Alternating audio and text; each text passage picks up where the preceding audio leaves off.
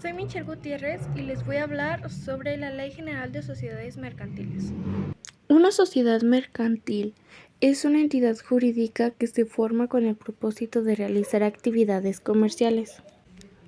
Los tipos de sociedades mercantiles que son reconocidas por la Ley General de Sociedades Mercantiles es sociedad en nombre colectivo, en comandita simple, de responsabilidad limitada, anónima, en comandita por acciones, sociedad cooperativa y sociedad por acciones simplificadas.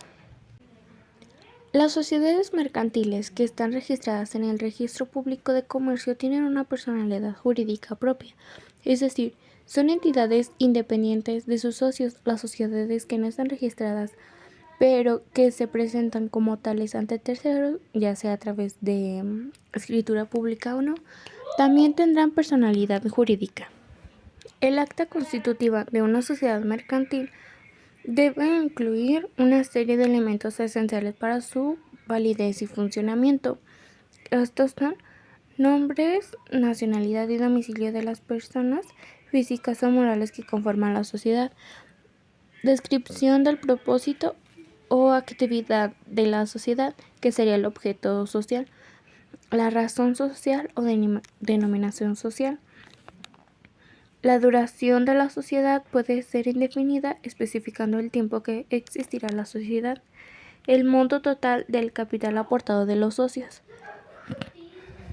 Estas aportaciones deben de ser detalladas de lo que cada socio aportará, ya sea en dinero o en bienes, su valor y el criterio utilizado para valorarlos. Si el capital es variable, se debe indicar el mínimo establecido. El domicilio social, o sea, la dirección donde se ubicará la sociedad. La administración, cómo se administrará la sociedad y las facultades asignadas a los administradores. Se debe de nombrar a los administradores, cómo se repartirán las ganancias y pérdidas de los socios, el monto destinado a las reservas dentro de la sociedad, las circunstancias bajo las cuales la sociedad debe disolverse antes del tiempo previsto, el procedimiento para liquidar la sociedad y elegir liquidadores si no han sido designados previamente, las reglas para celebrar asambleas que pueden ser presenciales o virtuales, garantizando mecanismos para verificar la identidad de los asistentes y registrar sus votos. Los estatutos determinan cómo se tomarán decisiones dentro de la sociedad, cómo se administrarán los recursos y cómo se manejarán situaciones específicas como disoluciones o liquidaciones. Al estar formalizados en un documento legal, los estatutos sociales ofrecen protección a los derechos e intereses de los socios. En caso de conflictos o desacuerdos, estos documentos pueden ser utilizados para resolver disputas, aunque deben cumplir con ciertos requisitos legales. Los estatutos pueden ser adaptados a las necesidades específicas de cada sociedad. Esto permite que las empresas personalicen sus operaciones según su naturaleza y objetivos. Los estatutos son esenciales para establecer un marco claro y legal que rige la operación y administración de una sociedad mercantil.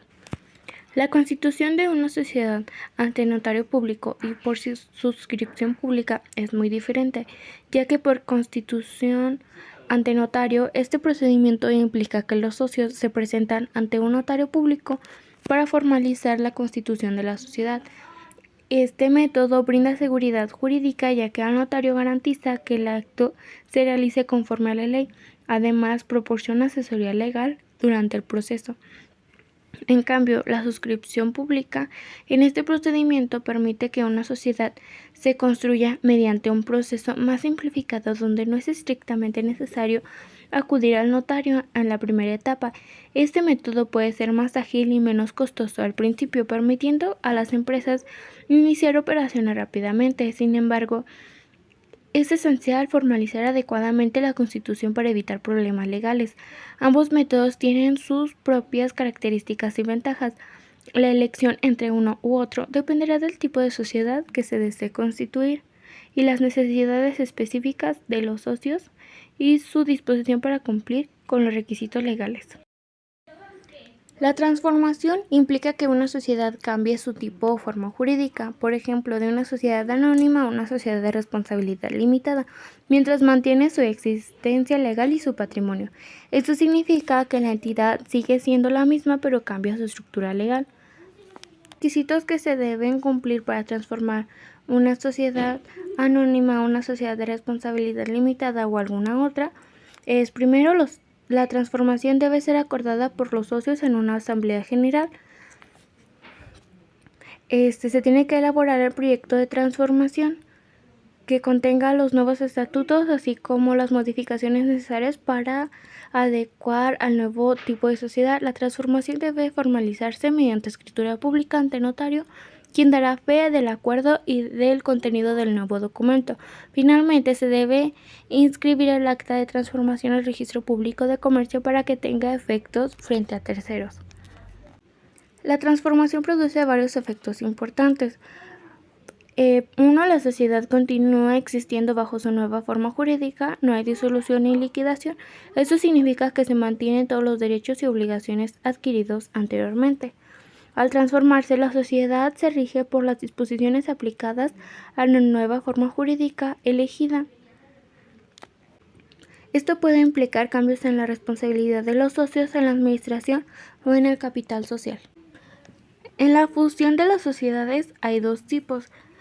Por absorción, una sociedad, la absorbente, asume los derechos y obligaciones de otra sociedad, la absorbida. La sociedad absorbida se disuelve y desaparece como entidad jurídica, mientras que la sociedad absorbente continúa existiendo. La segunda es por integración. Dos o más sociedades se combinan para formar una nueva sociedad. En este caso, las sociedades originales se disuelven y sus derechos y obligaciones son transferidos a la nueva sociedad creada.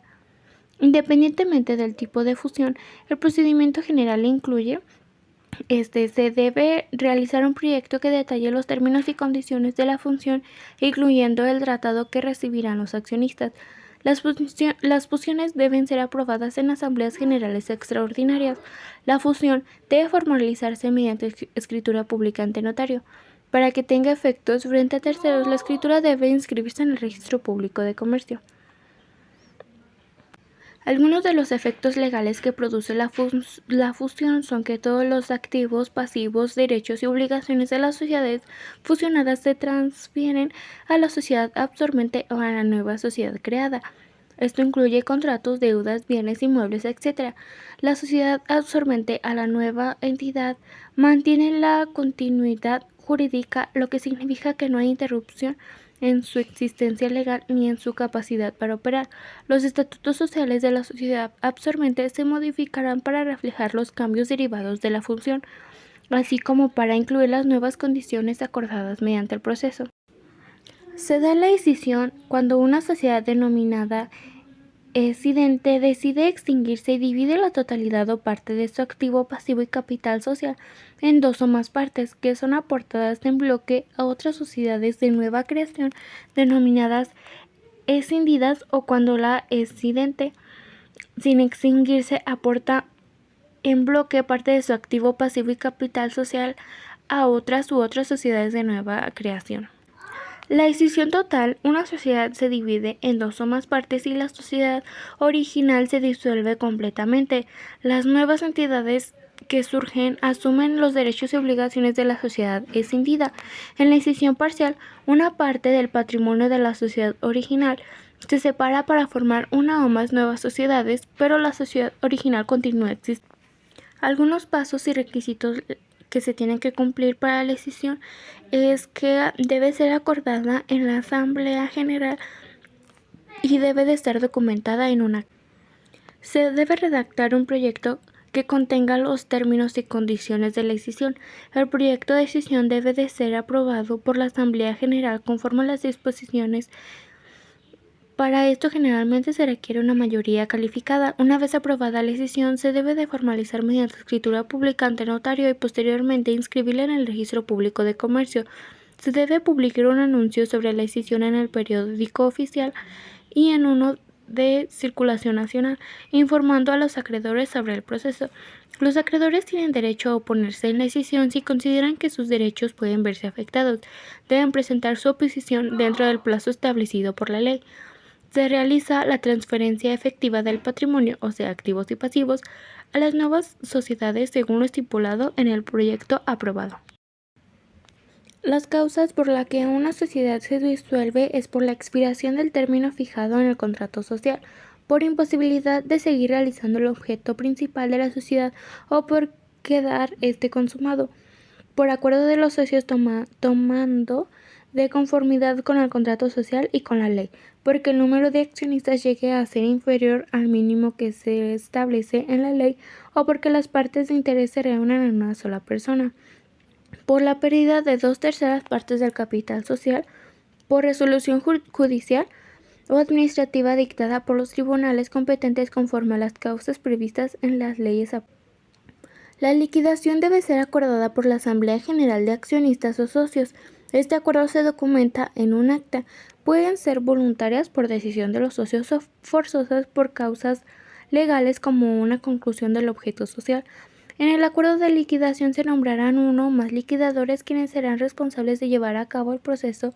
Pueden ser socios o personas externas. Los liquidadores deben tener claras sus facultades y responsabilidades que incluyen la administración del patrimonio social y la liquidación de activos. Una vez que se decide la liquidación, se debe notificar al Registro Público de Comercio para que se inscriba el acuerdo. También es necesario publicar un aviso sobre la liquidación en el periódico oficial y en uno de circulación nacional. Los liquidadores deben elaborar un inventario detallado del activo y pasivo de la sociedad. Se preparará un balance final que refleje la situación patrimonial al momento de iniciar la liquidación. Los liquidadores deben gestionar el cobro de las cuentas por cobrar y otros activos. Se deben pagar todas las obligaciones y deudas pendientes con los acreedores. Esto incluye cumplir con las obligaciones fiscales. Una vez pagadas todas las deudas, los liquidadores procederán a distribuir el remanente del patrimonio entre los socios conforme a su participación en el capital social.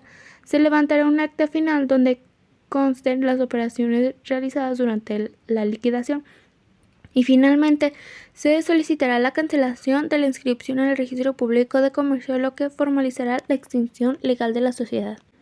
Algunas de las funciones que tienen los liquidadores son concluir las operaciones sociales que hubieran quedado pendientes al tiempo de la disolución, cobrar lo que se deba de la sociedad y pagar lo que ella deba, vender los bienes de la sociedad, liquidar a cada socio su haber social, practicar el balance final de la liquidación, que deberá someterse a la discusión y aprobación de los socios en la forma que corresponda según la naturaleza de la sociedad.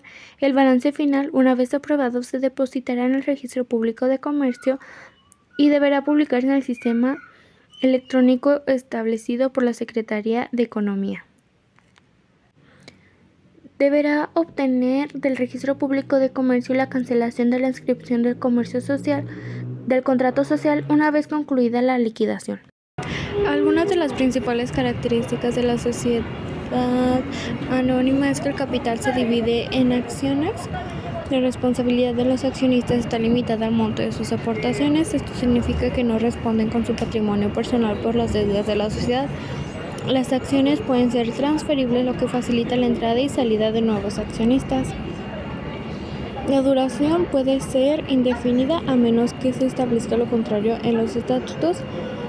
Y algunas de las características de la sociedad de responsabilidad limitada son que el capital se divide en partes sociales, no en acciones. La responsabilidad de los socios también está limitada al monto de sus aportaciones.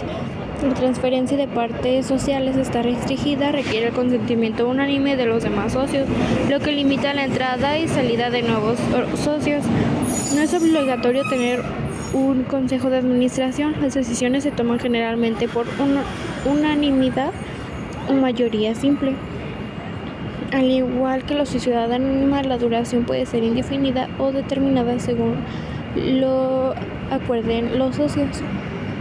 Algunas ventajas y desventajas que tienen los diferentes tipos de sociedades son: en la sociedad por acciones simplificadas, algunas de las ventajas son que se puede constituir en línea, lo que facilita el proceso. No se requiere capital mínimo significativo para su creación. Los accionistas tienen responsabilidad limitada al monto de sus aportaciones y permite mayor flexibilidad en la toma de decisiones de administración. Una de sus desventajas es que puede ser percibida como menos formal que otros tipos de sociedades, ya que se constituye en línea.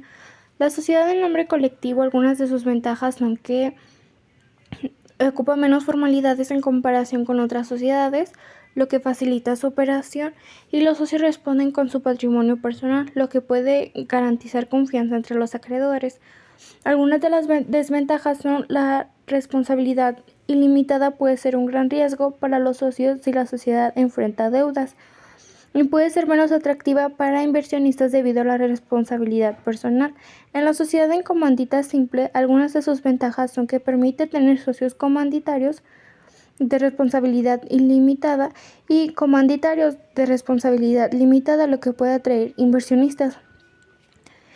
Y tiene menos formalidades en comparación con otras sociedades. Algunas de sus desventajas son que los socios comanditados asumen todo el riesgo financiero y legal, y puede haber tensiones entre socios comanditados y comanditarios sobre la gestión de los negocios. En la sociedad en comandita por acciones, algunas de sus ventajas son que las acciones pueden ser fácilmente transferidas, facilitando la entrada y salida de los socios.